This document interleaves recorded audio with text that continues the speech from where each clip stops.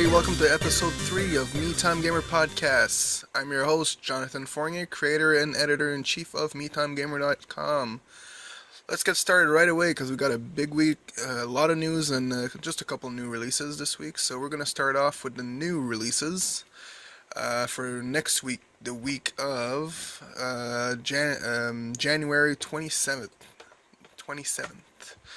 Alright, so the first, well, I would say the only really big release next week would be Dying Light coming to PS4 and Xbox One. A little bit of a zombie survivor game for people interested in that.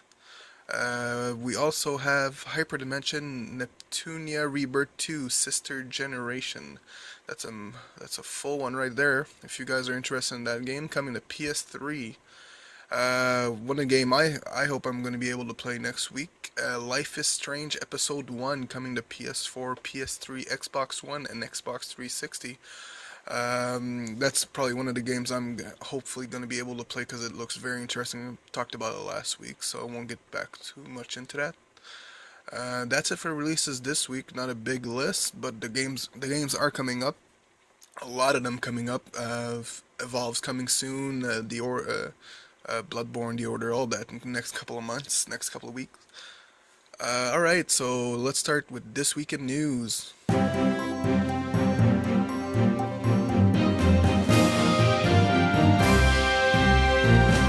First big news that caught me off guard on Wednesday was the announcement of Elder Scrolls Online Tamriel Unlimited coming June 9th on PS4 and Xbox One.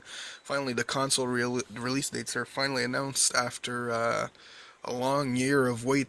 And if you guys remember last year, they said that it was coming the beginning of last year, and it just kept getting pushed and pushed. At one point, they just completely stopped talking about it. So what's really nice about it coming to the console is they're dropping the subscription fee, the $15 subscription that they had on the PC. So that's great. That's an incentive to start playing the game. The only thing you have to remember is the game is not free to play. I saw a couple people writing articles about the game being free to play. No, you still have to buy the CD to play the game. It's just now there's an optional. Instead of having a monthly subscription fee, they put an optional premium plan. This will give you access to the DLCs without having to pay extra money to get them. The only thing is if you are on the premium plan and then you unsubscribe from the premium plan, you lose the DLCs, but you can buy them without being on the premium plan. So that's also good. The premium plans do come in 30 days, 90 days, and 180 days subscriptions. What gives you? It gives you a couple character benefits, like I think if I remember, one of them was like 10% experience gain increase, so you gain 10% faster XP, and also a 10% coin drop rate, bigger coin drop rate. Yeah, so those character bonuses. Also, what's introduced in the new version coming out is crowns, which is going to be a virtual currency, which is not replacing the gold currency in the game. New players to the game will automatically get 500 crowns, even if you buy the premium or not. If you actually buy the premium package, you get 1,500 crowns for every 30 days of subscription you do get. Well, yeah. So that's every month you get this deposit, and that's to use in the store that's going to be created to buy like accessories for your characters, or like mounts, or what they were saying between air quotes, conveniences. Do keep in mind that the crowns are non-transferable and they're not reimbursable, so you cannot transfer them to other characters and stuff like that. Another important little detail is you do need your PS Plus and Xbox Live subscription to play. So keep that in mind, like every other online game on the Xbox and PS4 nowadays. The other thing too is there was actually mention that some PC players were going to be able to transfer their character to consoles. There wasn't more details on that release yet, so there might want to check that out a bit later if they have more details coming on that. That's the last details for Elder Scrolls Online for right now. If you want to see more, you can go. All the news I'm talking about, they're going to be. You can find them on the website. I got for the first four news I will be talking about. There is articles on the website. The rest you can find them. You'll find them around the net. Try going around there. Um, the next article is Nintendo is shutting down. Nintendo is shutting down Nintendo Club in North America. So that came in earlier, a little bit earlier this week. You'll still be able to earn coins till the end of March, and then you'll be able to spend those until June. Then after that, the program's over. They're starting a new program, so do spend the coins because they're non-transferable to the future program coming out. I don't know exactly what they're doing. They didn't announce any further details on that, but um, yeah. So do keep in mind they will be adding dozen of new rewards and downloadable games coming soon. So you get something to buy with those Nintendo coins. Yeah, that's it. That's it for Nintendo news. Next one is the PSN 10% discount is this weekend. So from January 23rd, starting at 9 a.m. Pacific Standard Time, to January 26th, 9 a.m. Pacific Standard Time, you'll be able to use your 10% discount voucher. That should be coming to by email. I think they already started sending them out. You'll be pretty much able to buy everything except PS Plus subscription, Music Unlimited subscription, PS Now subscription. You won't be able to rent videos with them. And yesterday, I'm recording this on Thursday, so Wednesday, late they announced that pre-orders also won't be available for the 10% discount, which I'm willing to say that a lot of people that's what they were going to do. I was thinking about it, but now if pre-order is not there, you're basically only able to buy games that are already out, pretty much in DLCs and stuff like that. They also started adding the extra 5 days to the memberships. So yeah, that's it for the 10% discount news. The next little article out right the next little piece of news out right now is PlayStation put out a post about top selling PSN titles in 2014.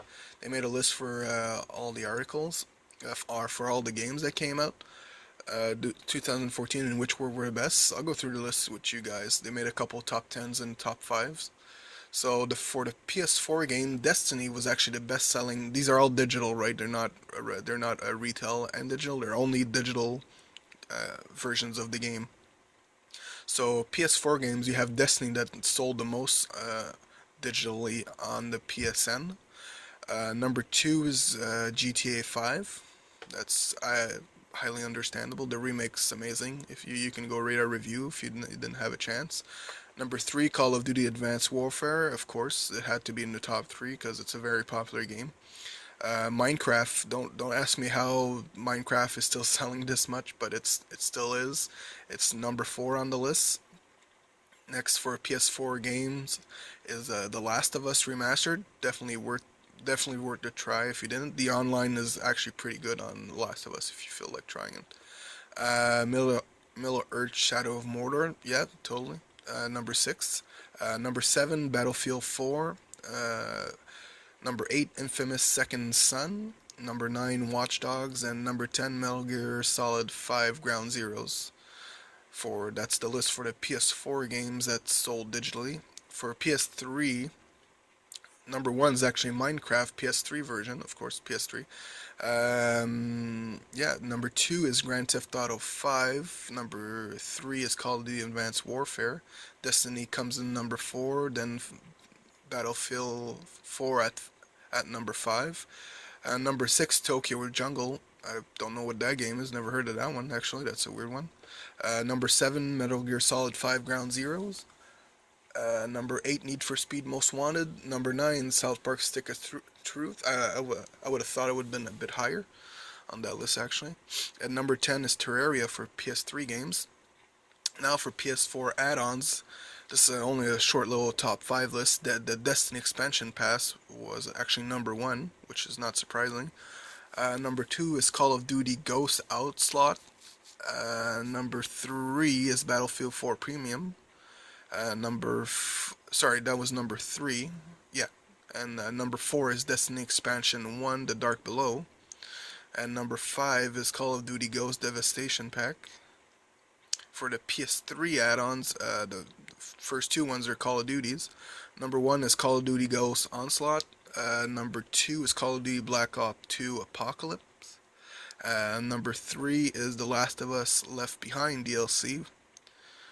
Number 4 is Call of Duty Black Ops 2 Vengeance. And number 5 is Call of Duty Black Ops 2 Nuketown Zombie Map. So pretty much only Call of Duty add-ons were very popular in the PS3 add-ons. And for the PS Vita games, for number 1 we had Sword Art Online Hollow Fragment. Number 2 we had Minecraft PlayStation Vita Edition. Number 3 we had Killzone Mercenary. Number 4 we had Dragon Ball Z Battle of Z. Number 5 Final Fantasy X X-2 HD Remaster. Number 6 was Terraria. Number 7 Need for Speed Most Wanted. Number 8 The Walking Dead The Complete First Season. Number 9 Injustice God Among Us Ultimate Edition. And number 10 is Batman Arkham Origin Blackgate. And of course, the last little list they have is a PS Classic games, which is a pretty interesting list.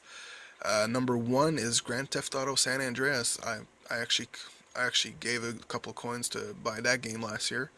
Number 2, Crash Bandicoot. Number 3, Crash Bandicoot 2. Number 4, Crash Bandicoot 3 Warped. Number 5, Bully, which is actually a good game if you haven't played it yet. Number 6, Spyro the Dragon. Number 7, CTR Crash Team Racing. Number 8, Legend of Dragoon. And number 9, Final Fantasy 7. Number 10 is Grand Theft Auto Vice City, rounding up the list.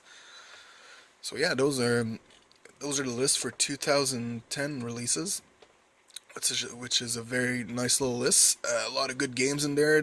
I think they're all justified. They were all very good selling games. Next news on the docket, Borderlands Handsome Collection is announced. This is a collection that will include Borderlands 2 and the pre-sequel game, PS4 and Xbox One. I don't know if they're going to be remastered or anything like that. There will be coming out also with a Claptrap in a box edition. They're only making 5,000 because it is coming with a remote control Claptrap. That collector's edition is going to be sold on March 24th for $400, and will also include a steel case and 12 lithogram. And if you're wondering why there's no Borderlands ones, it's the reason why they're calling it Handsome Collection, because it's just they want to follow the Handsome Jack story. That's what the explanation they were giving out when they announced it.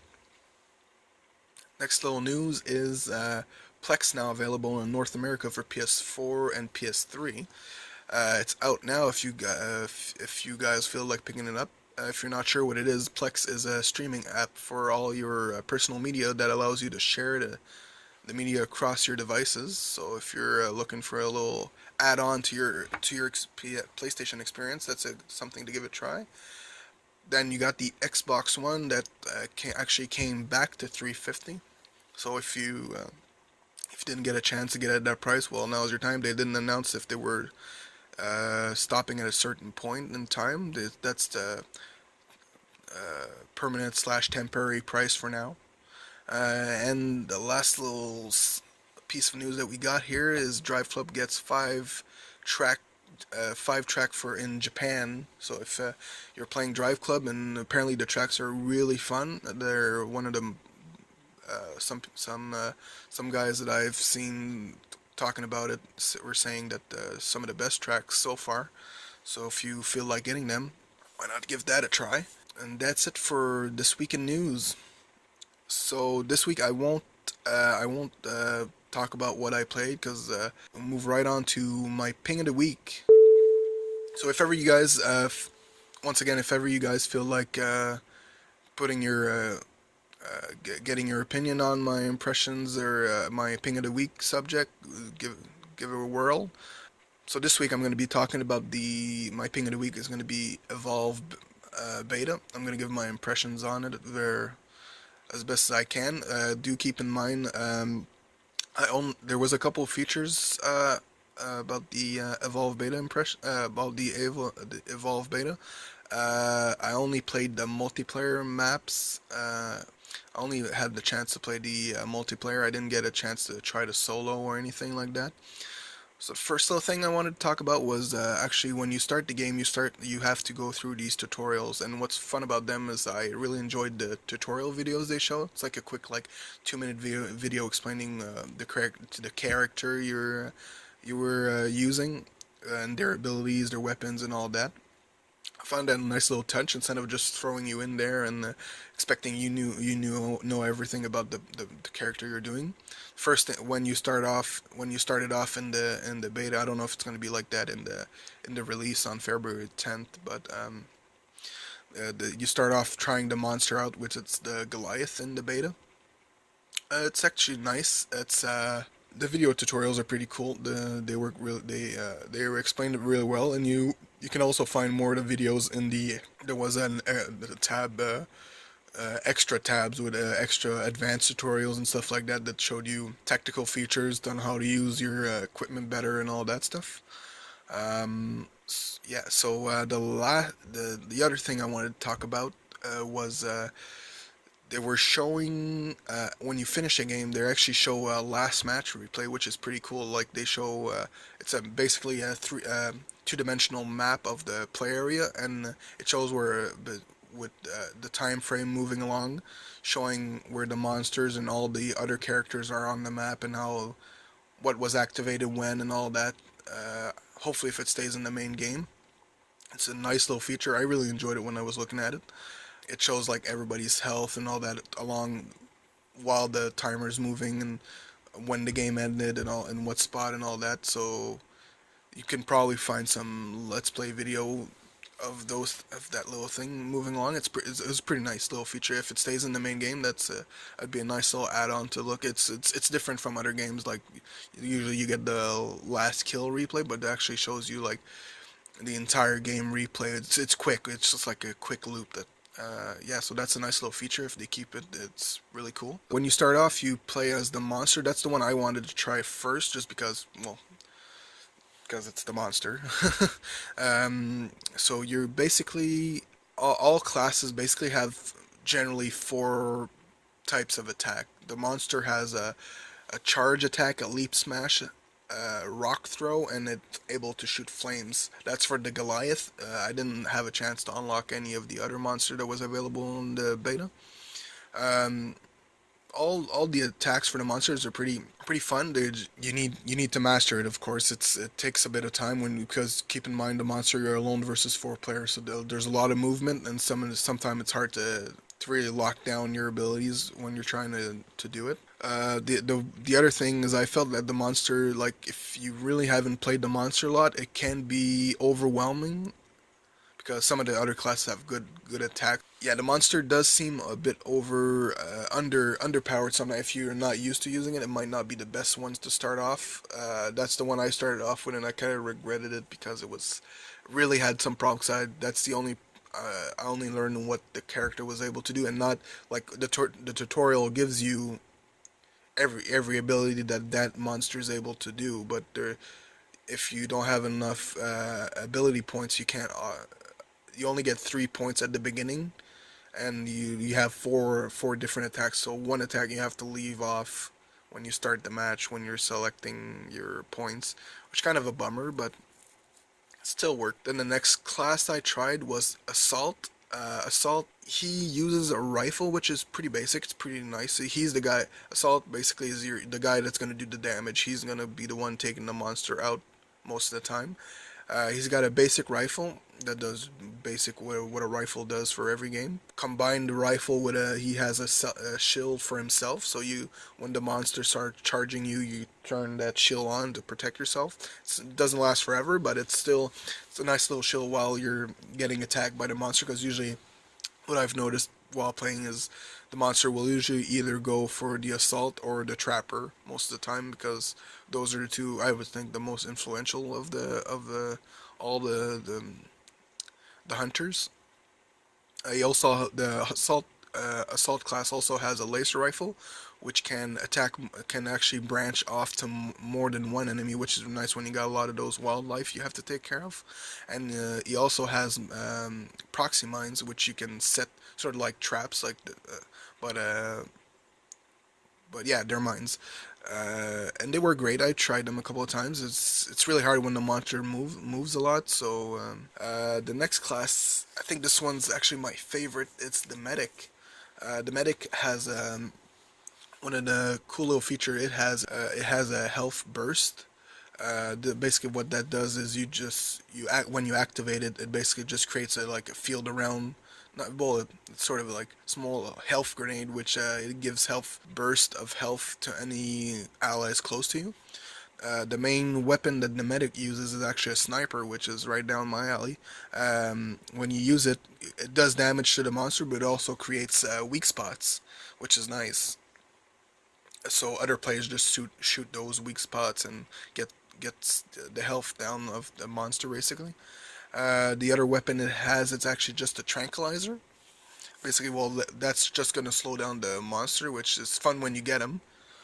And the last little thing that's the most useful and for the medic is actually the health laser, which is just a little square apparatus that you just point, and it chooses the character that has low health, and it's gonna heal him slowly but surely. Usually, what they advise is trying to point it at the person actually making the attack on the monster as you're doing it. The next class is the defender. This is the one that I find like I think it would probably be the most uneventful of all the hunter classes. For one of his abilities, he can shield one other player. Usually, also like the medic, it's usually advised to shield the player attacking the monster. He also uses a plasma rifle. This is all these weapons are they might be different going from different because every classes have different characters, so it might be a bit different. But I only stayed in the first characters unlocked right at the beginning there. So keep that in mind. It might be different as you go on, as you progress to different characters you unlock. So yeah, the defender has a shield for one person. He has a plasma rifle, which I really didn't see him making much damage with it when I was using it. He also has, I think, the most influential damage he does is with the bombs. You can set a location on the map, usually where the monster is, and to drop bombs, which is okay. It's the instructions at first when you try it at first are a bit wonky. I had to retry a couple of times before it actually worked properly, but that might just be me not pressing the right buttons. And the defender also has a cloak, which will, when you activate it, it's gonna cloak yourself, and it's gonna cloak anybody near you, which helps for a great escape if you need to do it.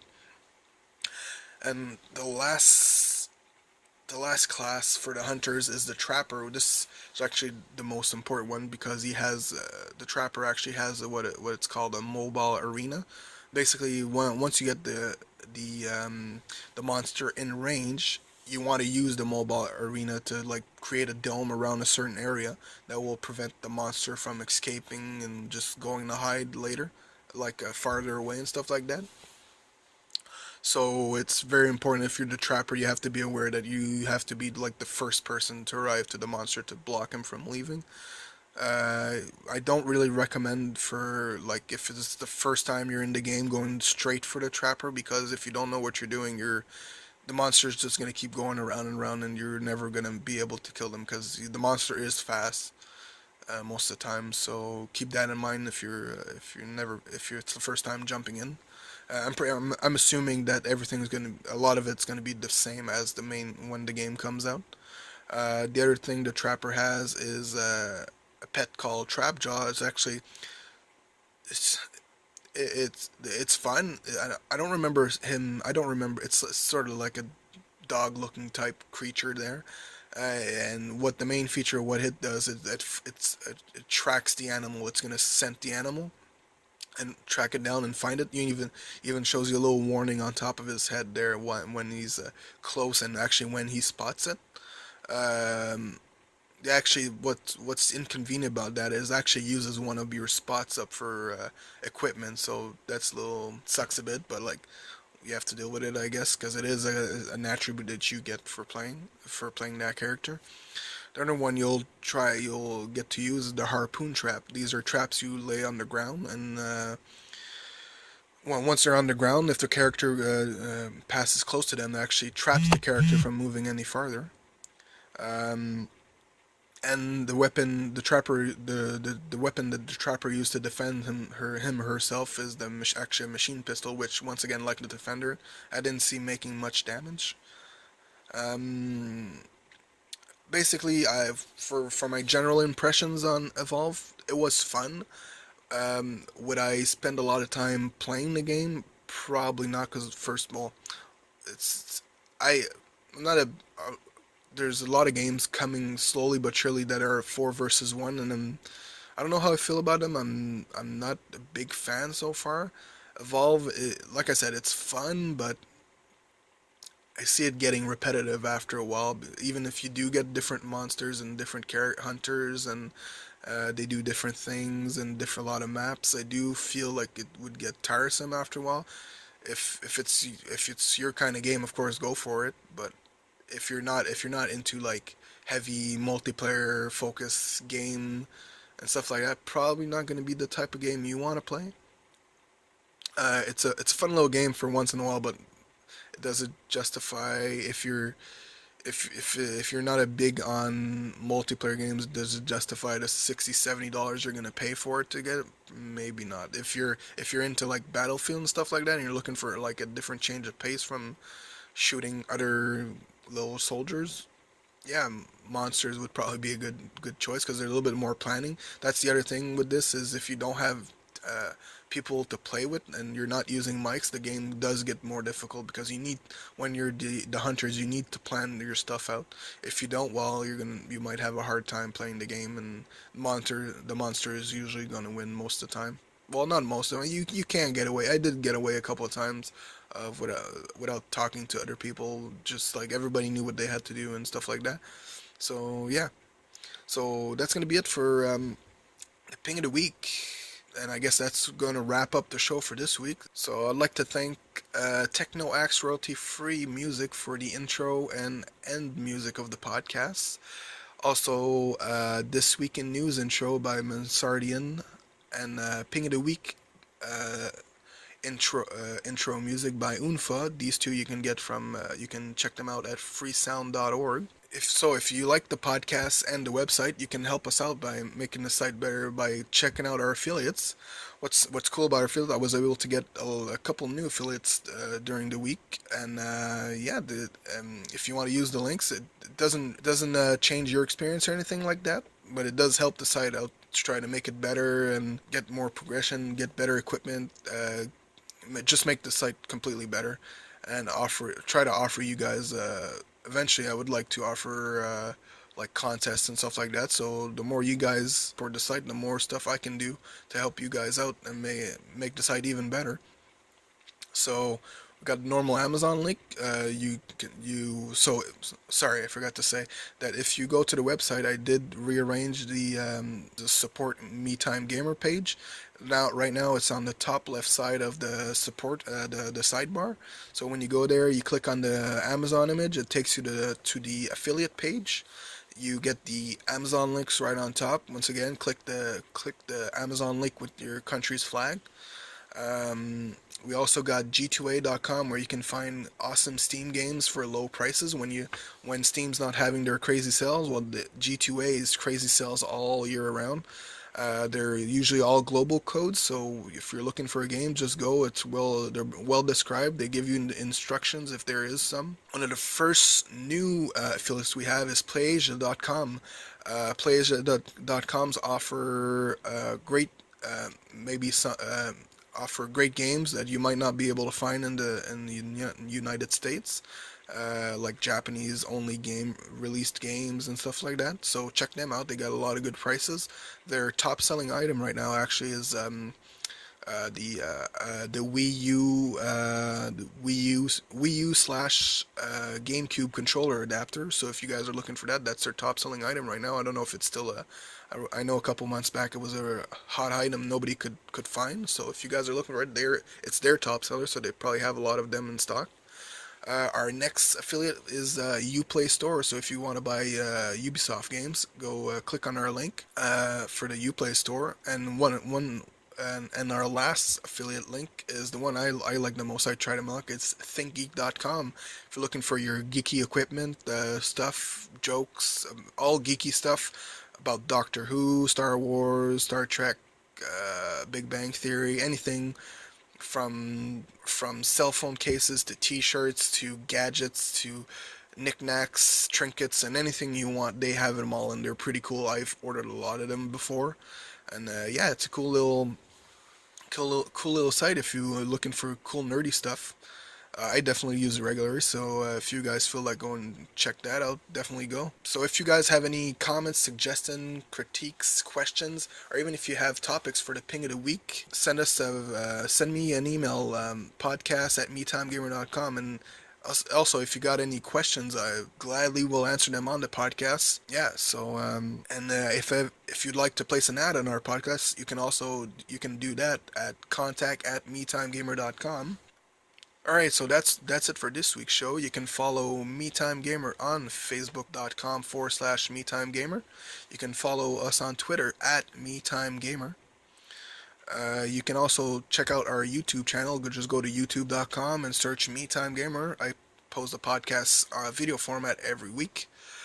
You can also read my articles at gambitcom.com where you can find news about games, movie, TV, anime, and much more. And that's it for this week. I'd like to thank you all for listening, and that's it. Thank you, and see you next week, guys.